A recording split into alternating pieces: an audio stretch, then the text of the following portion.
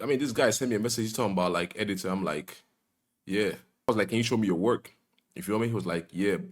Before we get started, can you pay me? Of course, I'm not gonna pay you before we get started. What do you mean by that? I gotta pay you before we get started, okay?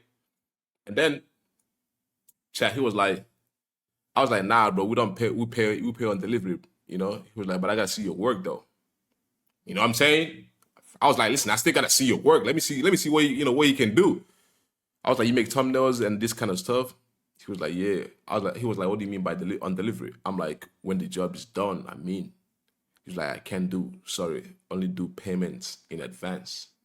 Fuck no, bro. You gonna take, I was like, I'm gonna pay you on, you know what I'm saying, when the job is done type shit. Because like with me, for example, I'm not gonna like, obviously I'm not gonna go like run away with your money and shit. I'm not gonna run away with your money. That's for sure. Of course, no, that's not me.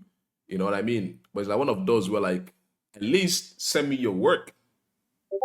You know, what if he trying like, run away with my shit, with my bread, you know? So yeah, that's the thing.